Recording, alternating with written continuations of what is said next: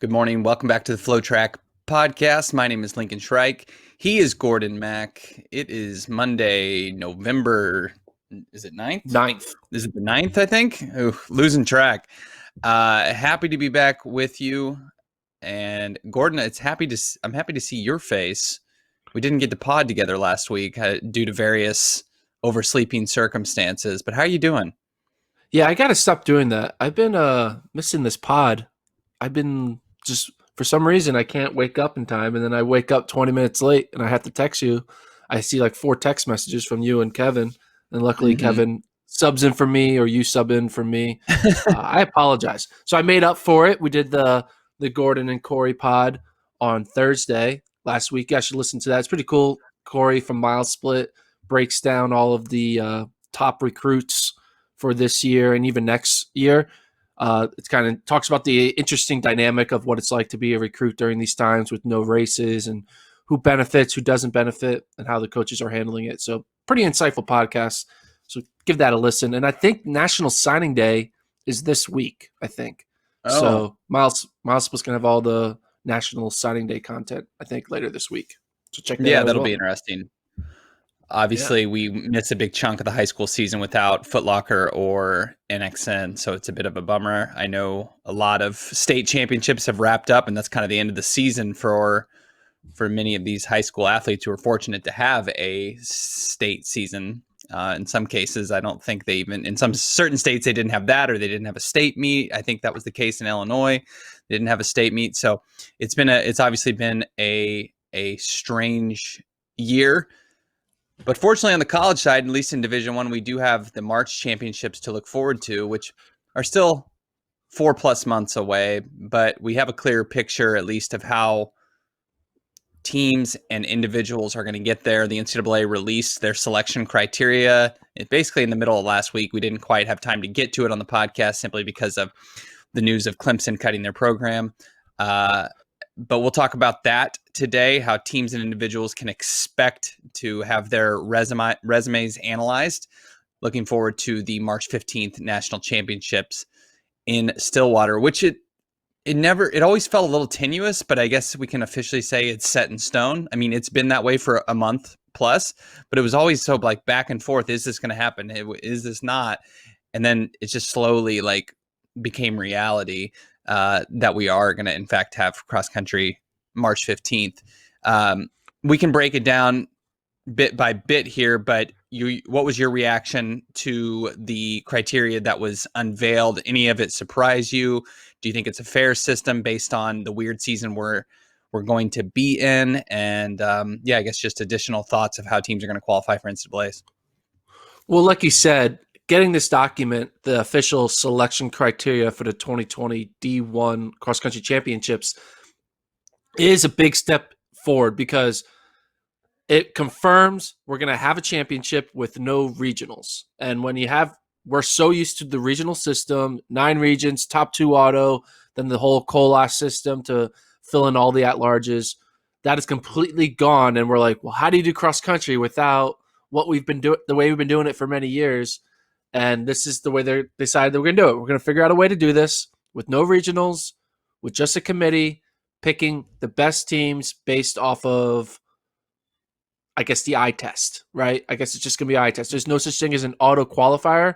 I think there's one type of auto qualification, but outside of that, everything is going to be subjective. Like, I don't even think a team winning conferences is an auto qualification because they're not going to pick the winner of the Sun Belt Conference team-wise to go, right? They're still going to give a little credit to the second place team at SECs or Big Tens or Pac-12s, what have you. We don't necessarily know that just yet. Now that makes the most sense, but that's where, and let's get into the language of this. That's where this gets interesting. So it says in bullet number 2, after talking about the declaration window, it says, bullet number 2, conference championship performance holds the most weight. Now, in a season where there's no regionals, that makes all the sense in the world. That's the second most important pre-NCAA meet there is particularly in a season where there's no mid-season invitationals that really pick up a lot of points.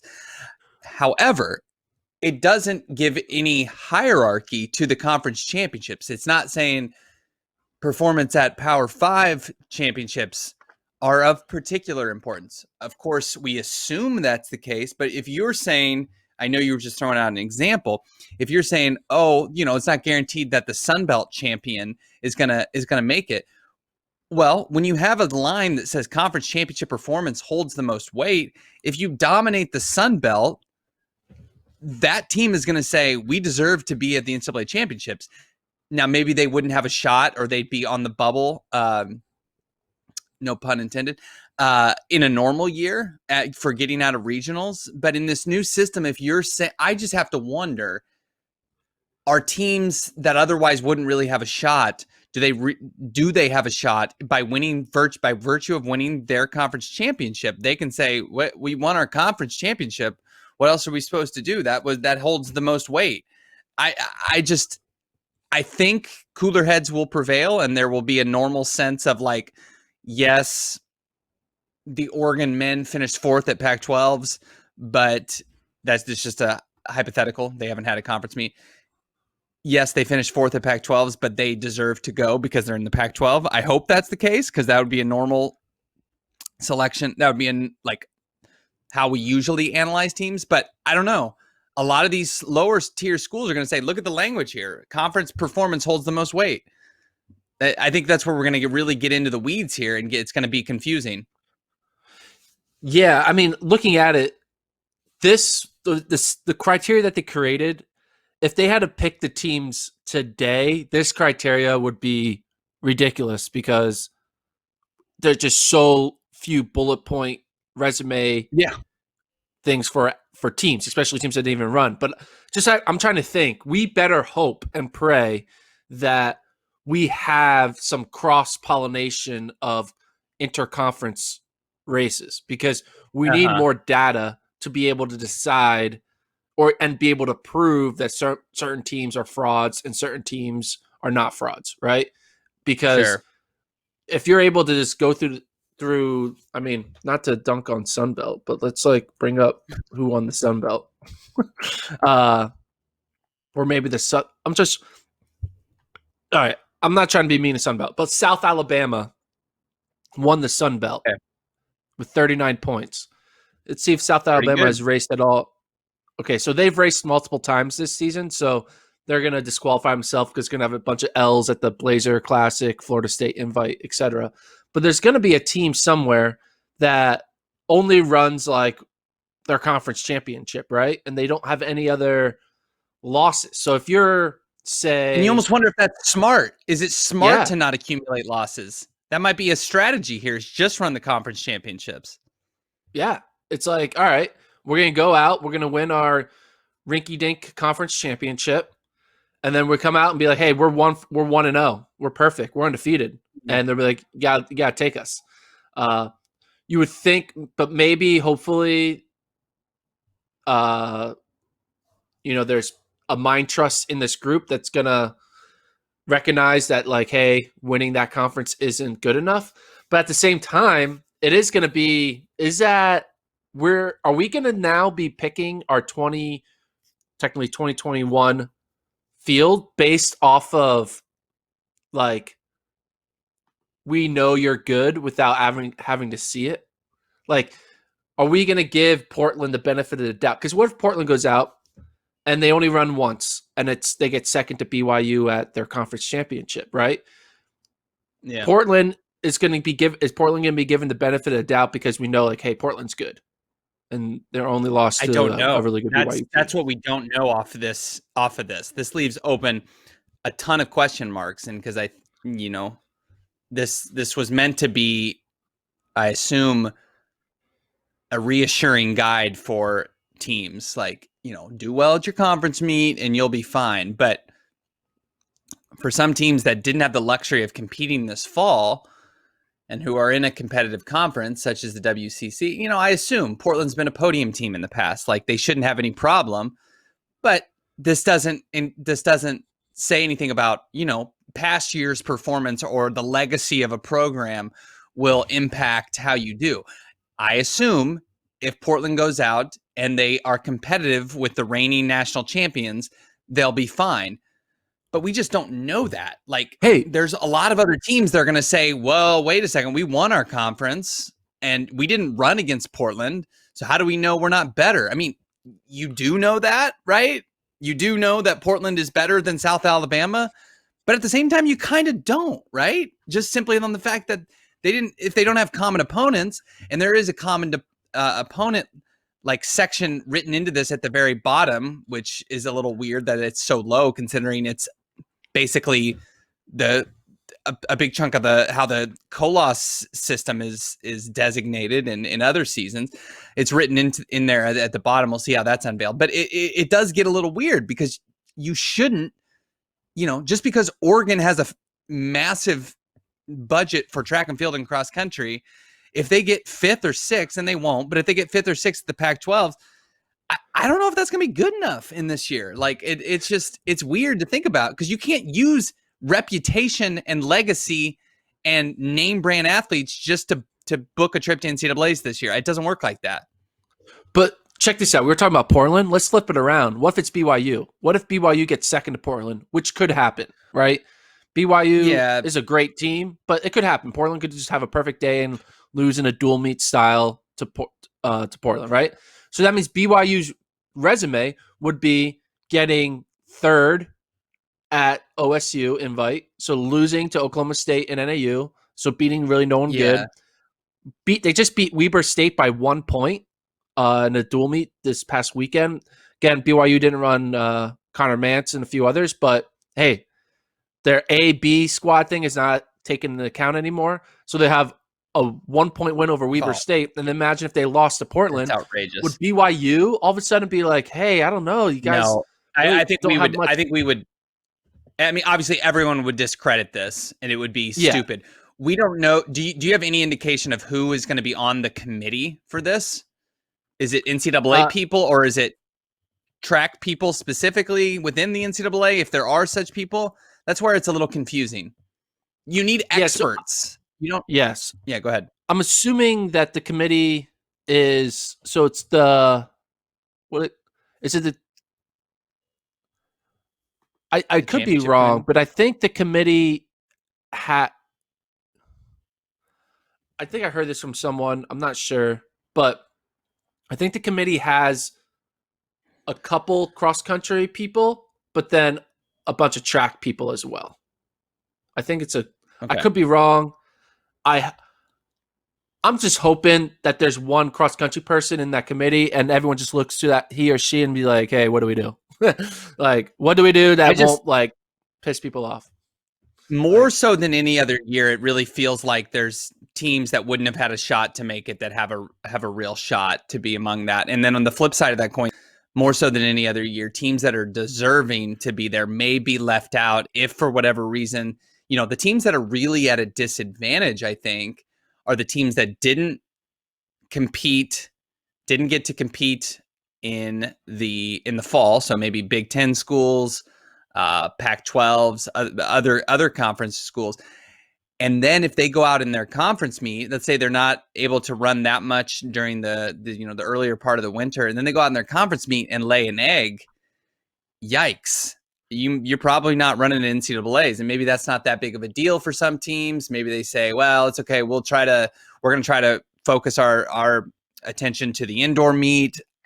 There's a lot of factors going on here, but I look at those schools, particularly like the Big Ten and Pac-12, like I say, and if they don't get to it right away, they could be in trouble if they don't run well at the conference meet. Now, the teams that run well will be fine, clearly, but those schools are at a distinct disadvantage based on this qualifying criteria, and it's just going to be interesting to see how controversial this is when it comes down to it. I don't think your Armageddon situation scenario is going to happen. I don't think we're going to have anything resulting in BYU not making it. I think BYU is already in the meet. NAU very clearly already in the meet. Arkansas is already in the meet. I mean, the irony here is probably half of the field's already basically been picked for both sides based on the schools that have competed already. I mean, maybe a little less than half, but a lot of the big players are already going to be there. I don't think we necessarily need to worry too much that we're going to result in a national title contender somehow not getting in the meet. But I do think the result of this with conference meets holding so much weight is you're going to smaller schools that we would normally not see in an NCAA championships are going to find their way into this based on this. The lack of two factors, the lack of competition opportunities and the extra significance for conference meets. I think that's how you're going to result in some smaller schools booking their trip to NCAAs. So two things I'm noticing, 2 points. First point is it says the minimum number of competitions is 1. So that means you have to race at least once. Now, there are a lot of schools out there who have not raced at all, right? Obviously, all the Pac-12 schools. So we have to make sure. I think I'm hearing some feedback somewhere in the mic somewhere. I'm hearing myself. Anyway, but we have to. This are we going to make sure we're going to get a Pac-12 championship now in the winter? Are we going to be guaranteed to get a Big Ten championship in the winter? Because in order for all these schools that haven't raced yet this fall, they need to make sure their conferences let them run at least once, let alone put together a conference championship. Like, will these rules now force Big Ten's hand to be like, hey, we now need to put on a championship meet. We can't just let people go to an invite because if they run a championship meet, they have a more chance to make NCAAs. Yeah, I can't speak for those conferences. I wouldn't think it's too difficult to organize a conference meet. Obviously, COVID complicates everything, but teams have already figured out how to have a conference championships in the ACC, the Big 12, the SEC. So I wouldn't think it'd be too hard to schedule those. That said, those meets aren't on the calendar yet, and they may be written in pencil, not pen at this moment. But yeah, those schools, if they're going to take it seriously, then they need to get on it. I think it's interesting. I spoke about Oregon. If we go back a few months, Robert Johnson, the head coach at Oregon, was not interested in a spring, an early, I guess you could say a late winter, early spring cross country championships. Does that impact the way he makes decisions for his team now going forward into 2021 as far as cross country? Does he focus some of his distance stars on indoors instead of cross country? A lot of questions still to be answered for these teams we haven't seen yet. I'm just so curious how it's going to play out. The teams we've seen in action so far, the Oklahoma State, obviously they're going to focus on cross country. NAU on the men's side and they have clearly shown they're going to put a higher emphasis on cross country than indoor. But I don't think that's going to be clear across the board for every school. Yeah, I mean, but also like there's an advantage too now because think if you're Oklahoma State, right? If you're the men, Oklahoma State men, you don't really need to run anymore. You're done. You know you're going because you won Big 12s. They're going to take the Big 12 champion. So Arkansas men specifically, so they won SECs. So if Arkansas men were smart, they realize we don't need to run another cross country race until March because they're going to pick us. We don't need to go to an invitational. We don't need to add any more to our resume. Risk somebody getting sick too. There's that. Yeah. But I think that means they can put their guys to try to qualify individually for the championship indoor meet. That's what I think. I think some of these cross-country programs that have kind of a resume good enough, aka winning their conference, all of a sudden it's like, hey, we don't need to play cross-country in the winter. We can just play track and then, run a cross-country meet. Do you think any schools? Yeah. Do you think any schools will kind of do that? Who have competed this fall will start, if it's possible and safe, will basically run an indoor season in January and February while still kind of doing some cross country specific stuff. I mean, the training's not going to be like overwhelmingly different, but we'll basically run an indoor season leading up to the indoor championships and then also run cross country. Like, do you think that's how some teams will prepare, by running indoors instead of cross country meets? I mean, I think it's only going to be, I think the people who will focus on indoor, we're talking distance runners only, are going to be distance runners who actually have a shot at making NCAAs. And I think that's NAU and Arkansas, right? I mean, BYU might just be like, hey, let's just focus on cross. I don't know. I mean, it depends. Maybe Connor Mance is like, no, screw it. I want to run the 5K and then 10K double. It's going to be interesting. I just think, though, there is going to be a little bit of advantage for the schools that competed this fall because they kind of already know, like, hey, we don't really need to do anything. They're going to pick us. Whereas the Wisconsins, the Stanfords, the Oregons, even Colorado, because they run unattached, they're going to need to be like, all right, we got to put something together. So they're going to, but then they're also trying to put together a good performance for, indoors, right? Because what if they have a good miler that wants to try to qualify? I mean, this may be good for Notre Dame. Notre Dame knows they're making a meet, so that means Notre Dame can just all go in for a DMR, and then they could do the DMR cross-country double. Like, I could see Notre Dame doing that, right?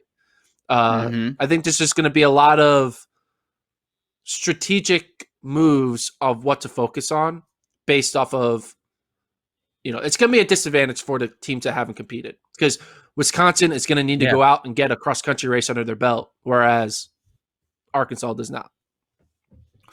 One other, and it should be. Yeah, I was just going to say, teams don't have to have, like the Pac-12 and Big Ten. While I think it would be a huge advantage based on the qualifying situation, they don't have to have a conference championship. I don't think it's not mandatory, right? Because you can make the meet without competing in your conference championship, or if you don't have one. So it's not mandatory, but I think it'd make it a lot easier for those schools. So go ahead. Ooh, you could argue this maybe in order to get as many teams in. So say you have Pac-12, 12 teams. Say there's 12 teams, right? Instead of hosting a Pac-12 championship where you have one winner out of 12 teams, you have the Pac-12 host 6 dual meets where you have 6 winners. So you have 6 teams from the Pac-12 who are 1-0 versus one team from the Pac-12 that's 1-0. You might have more opportunity to get more teams in. That is some strategy. Bureaucracy BS if I've ever heard of it. That would be terrible. That would be the selection committee would be pulling their hair out, and it just would be horrific. Let's hope they don't do that. As we are going to be people, let's say it. I mean, we're going to be trying to predict the field without really knowing what's at stake. As this gets closer, we're going to be like, reaching out to coaches, trying to figure out who and what is going to make it, because it's going to be unclear. For the most part, regionals makes this so much easier. Yeah, there's some things where you have to do tiebreakers, and you're maybe scratching your eyes out when it comes to putting in the coolest calculator, but it does make it a whole lot easier than this mystery that we're going to be going into. This release also mentions the system for qualifying individuals that aren't. Well, before we get to that, qualifying okay, go ahead. Yeah, before we get to that, there's no field size listed for number of teams. Yeah, that's interesting. Doesn't say 31. Not 255 either. Yeah. So I think that's on purpose. I think they purposely didn't want to put a number down so they could go over it or under it. So here's the thing. If they do decide to go under the number 31, though, people will be upset because they'd be like, wait, why didn't you take up to 31? But maybe this is also their way to go over 31. But going over 31 seems kind of crazy. It seems like a lot of teams. This release is bare bones, and I feel like that was just a accidental omission and not on purpose. I don't think this was any intentional surprise. We're going to have 40 teams. That would seem ridiculous in a COVID. And we have 15. COVID era we're taking more teams during a pandemic. That seems, I think that was an accidental omission, but what do you think? But I think it allows them to take 15. I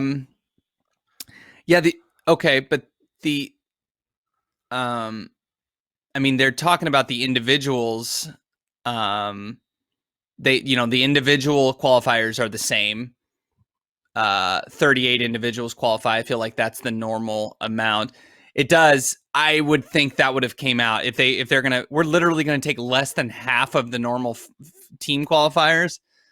I would have hoped they're not hiding that behind their backs right now. We wouldn't have any indication. Are you hearing that they're going to somehow take that small a field? I'm just assuming the reason why they didn't put a number, because imagine a world where none of the Pac-12 teams run, none of the Big Ten teams run, where a lot of teams end up not running. Are they going to want to still bring in 31 teams for an NCAA I think field where so. only a third of the teams competed? Uh, well, you have to compete once. So I mean, if Colorado, I know they ran unattached, but if Colorado doesn't want to run, then you're not going to make the meet. South Alabama is going to take your spot. I mean, that would be outrageous. That would be this would be a once in a lifetime opportunity. If a lot of those teams don't compete, then these small schools would never have a shot. Well, guess what? The Plinko token bounced your way, and you get a once in a lifetime chance to compete at NCAAs. So I think they'll do the full fields. I think when you look at it, the fact that they're saying they're going to have 38 individuals, that's a normal size individual field. I think this was accidental, not listing that this is going to be a typical 31 team on each side, about 255 per gender. I think that was not on purpose, but I could be surprised. That would be a wild twist if all of a sudden we're like, oh, by the way, we forgot to tell you, yeah, field size is going to be about half. Like that would be ridiculous. That'd be like the NCAA basketball tournament, like. And it's Selection Sunday. Hey, did we mention only 30 teams are making it this year? Sorry, I forgot to say. But imagine having to do a March Madness Selection Sunday where all the teams only played 3 games. Yeah, it's not fun. That's basically what they're going to have to do here. Yeah. Anyway, it's going to be interesting. What I was going to say about the individuals, they are also weighting heavily on the conference performance. So this is where you're going to get individuals that probably would not have qualified otherwise. The top individual finisher at each conference championship who is not part of a qualifying team will advance to the NCAA championships. So you could, at Pac-12s, if they have a conference meet, you could legitimately finish like in the teens and qualify for NCAAs, right? Similar to Big Tens. Like, you're not going to know if you qualified, but if you're like just a really good individual on, say, like Arizona State, or like, I don't know, what's a team that's not going to qualify on the men's side from I don't know, you could legitimately finish way, way outside, where a lot of these teams that are automatically going to qualify as teams are going to finish a bunch of their guys up front. You could finish like 15th to 20th and be the top finisher on a non-qualifying team. It's just, you can run one meet, finish 15th at Pac-12s, and then that would be good enough for you to go to NCAAs as an individual. That's going to be wild if that happens. So we've already had 5 conferences have their conference championship. So here's the teams. Here are the individuals that are likely have already secured an at-large spot or an auto spot. So in the Sun Belt, it's going to be Bennett Pascal of Arkansas State. He's heading to nationals. Carolyn Molinaro of South Alabama. To get Pascal's, I'm hearing myself in my headphones again, so I think something's on. He's a 14:35 5K runner. Pascal last year finished 21st at the South Central region, so that makes sense. You improved. Anyway, so that's what would make it out of the Sun Belt. Big 12, assuming Iowa State and Oklahoma State make the meet. Are we also going to assume Texas makes the meet? Yeah. Texas. Okay, if we're assuming that means Ben Butler, who finished 13th for Kansas, will make the meet. Come on down, Ben.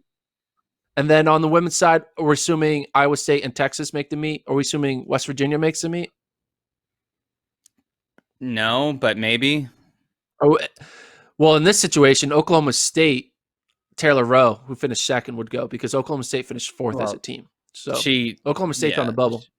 She deserves to go. And that's interesting because Oklahoma State will probably run their women's team several times because they're going to try to get, what Molly Bourne and Taylor Summers going, because that can actually be a decent team. And on their home course, it'd be pretty rough to not qualify when you are hosting the meet on your home course.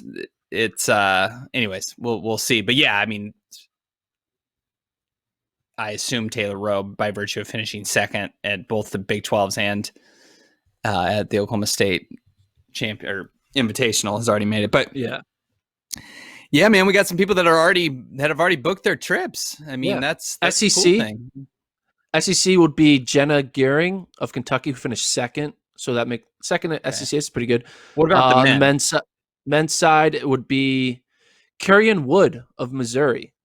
So I There guess you that makes go. sense. He's What pretty place good. he He get? finished fourth. Fourth. Oh, okay, yeah. He Yeah, he's he on the beat all way. the Arkansas guys. So that's good. Mhm. ACC. Okay, so if we're assuming Notre Dame, NC State make it, I think Virginia maybe doesn't make it. If Virginia doesn't make it, then Rohan Asfal would go. He finished fourth I don't know. individually. I think didn't Virginia fare well at some like earlier meets? I mean, I feel like Virginia's going to make Yeah, it. okay. If Virginia gets in, are we assuming Wake Forest gets in? No. Okay, then it'll be Wake Forest's Carter Coughlin, who finished fifth. What place? He would go. Oh, fifth. Okay. I'm just saying Women's some of side, the other competitive conferences, you're going to have some athletes that are finishing pretty far back that are going to make it as the top individual. It's going to be entertaining to watch. Yeah. Grace Forbes would go for Rice, who won the Conference USA, and then the men's champion was Nicholas Scudder of Charlotte. So he made it. This is what I want to think about. So like in this situation, Charlotte, right? Conference USA, they go 1-2. The team goes 1-2. And you imagine you're like your teammate and you let your teammate beat you, right? Would you have let your teammate beat you if you would have known that this win at conferences was going to be a ticket to NCAAs? Well, hopefully That's what I you would didn't think about. actually have you didn't actually have people letting their teammates win. I've never understood that phenomenon, even when it's like a small meet and it's like we let the freshmen win. I don't get that at all. I think it's dumb. Yeah. But yeah, you're not going to want to do that, right?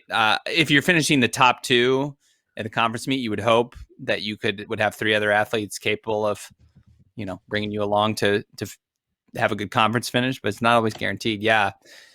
That may, in some incredibly rare instances, cost somebody a trip to NCAAs, which would be absolutely hilarious. Let's be honest.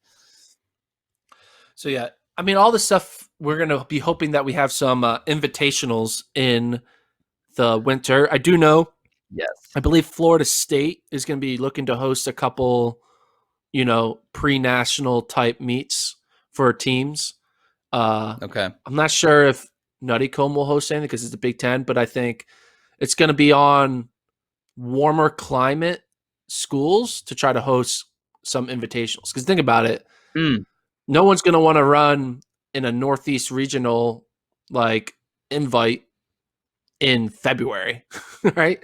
So I think a lot of No, it these doesn't Southern sound fun. schools and Californian schools are going to be looked to be like, hey, can we put together a meet where the weather is not freezing cold?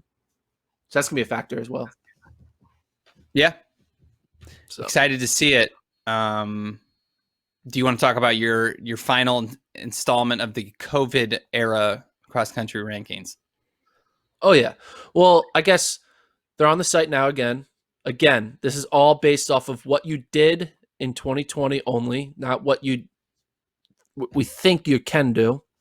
And I did change it up a bit. I gave weight to conference championship weekend. And by that I mean, say you ran 3 races. You ran a race in September, a race in October, and then conferences.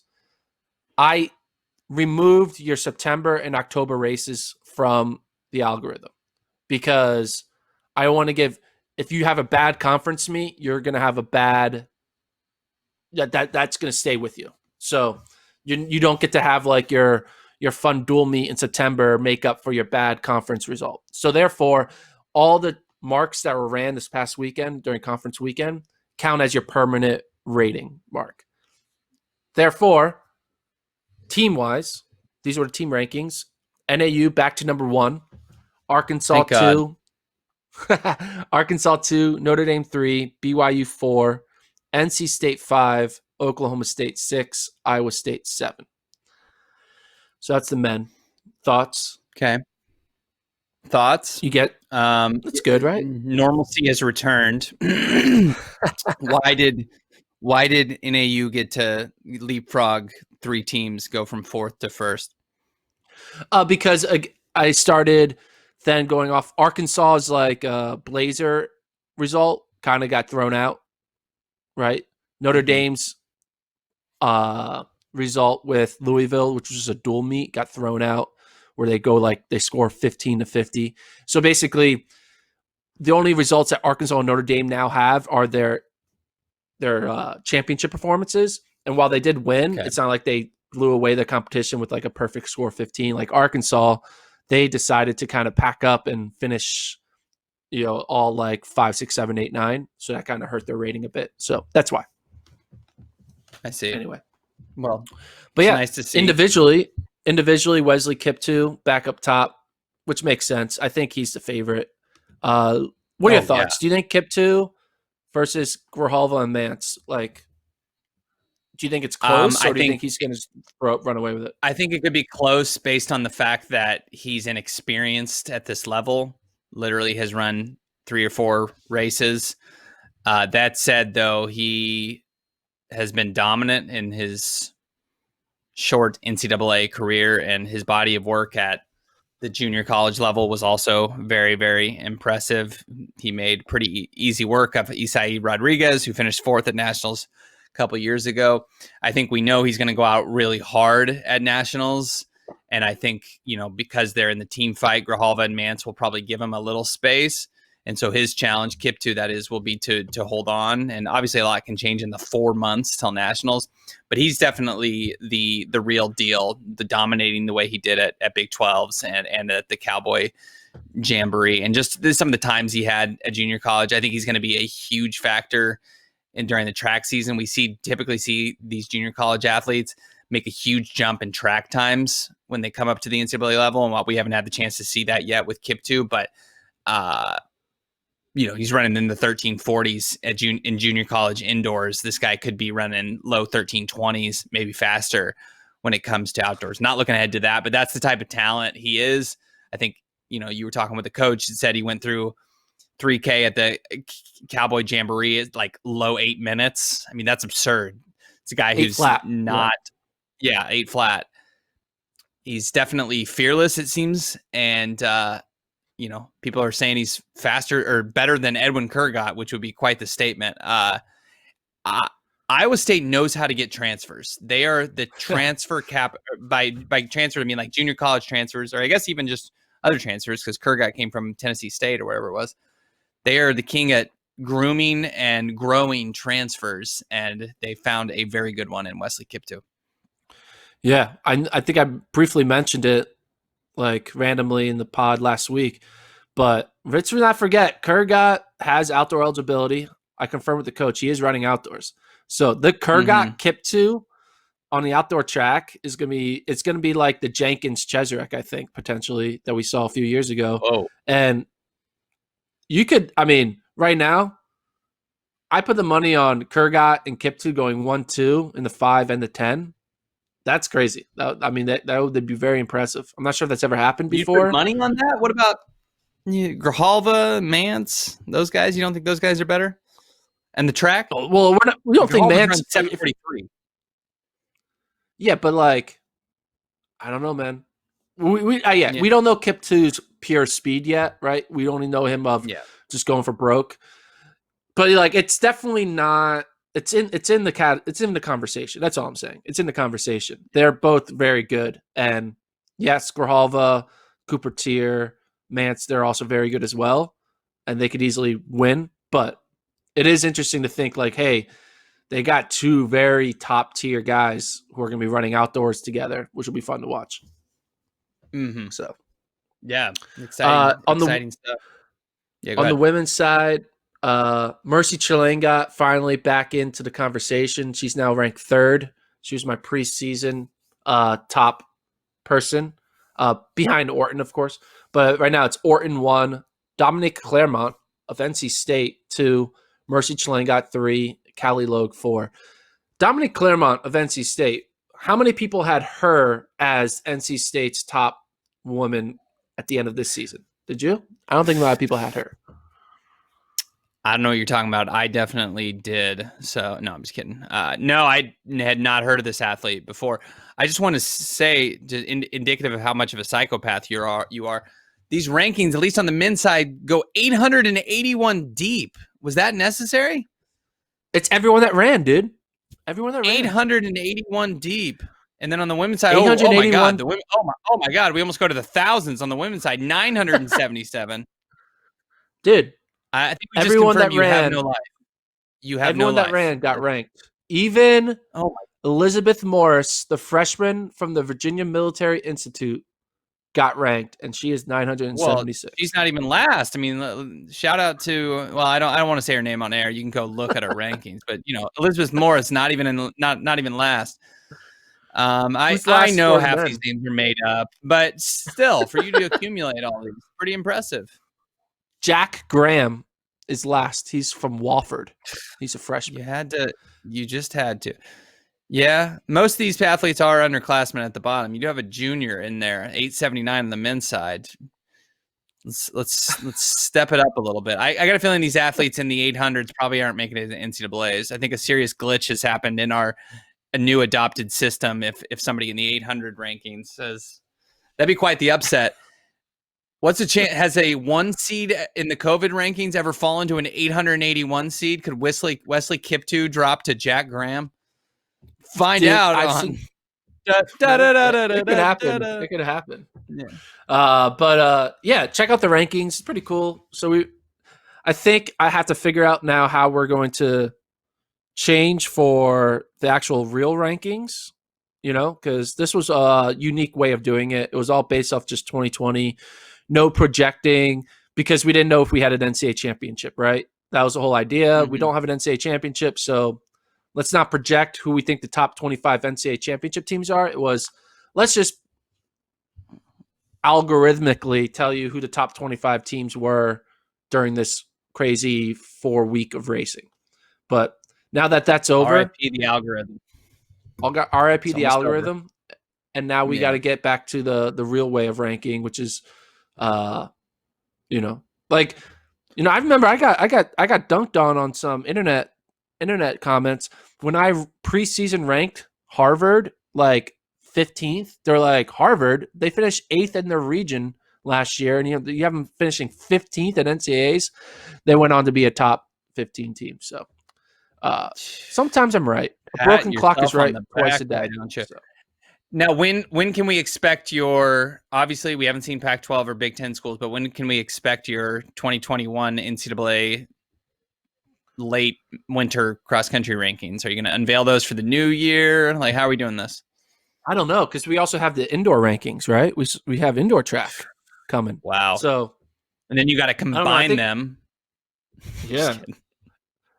Then you have the indoor, then you have to yeah, it's going to be weird. Lots of ranking, figuring out who's running what. I don't know. Yeah. I did get a coach. I did get a text from an anonymous coach. I'm keeping it anonymous. XC track and field. Throw a text message. Hey, it's a coach. You don't know who I am, and then it's like you look at the area code and you're like, yeah, no, I know who you are. Just kidding. No, I'm just not saying it for the public. I understand. XC track and field gods have spoken with the outcome under touchdown Jesus in South Bend. Basically making a joke about all the kids after Notre Dame won storming the field for a great party on the field. Basically making a joke that if that's allowed, we can have indoor track. Basically, that's the statement. That I suppose that was ill-advised on the part of Notre Dame. I did not applaud that at all. That should not have been allowed. I don't think Notre Dame told them to do that. I think 18 to 22-year-olds do what they want to do. I don't think it was a directive from the president of Notre Dame. I highly doubt that. Yeah. Although he has had his issues with social distancing in the past himself and has had COVID. So, Notre Dame is just, they're figuring it out on the fly. And, some people are saying, I'm not saying this, but some people are saying that Clemson's loss to Notre Dame, karma for them cutting the men's track and field and cross country program just a couple days before. They are 0-1 since they cut men's track and cross country. I'm just saying, I think we're starting to see a trend here. You cut your program, your football team goes down the tube. So cut your men's track team at your own peril. They were 39-0 regular season before that too. So Go from 39-0 to 0-1. That's a crazy switch. I wonder what the difference was. I think we can all see what the difference was. All right. That will do it for us for today's episode. You can email the show, FloTrackPodcast at gmail.com. Write in who you think, propose any trades that the 76ers should do, how they're going to end up with James Harden. Gordon wants to hear it. He has a direct line to Daryl Morey, so that could actually happen. Or write us more traditional stuff about track and field and cross country. And we'll get back to you and maybe read your comments on the show. All right. For myself, Lincoln Trike, he's Gordon Mack. We will see you tomorrow.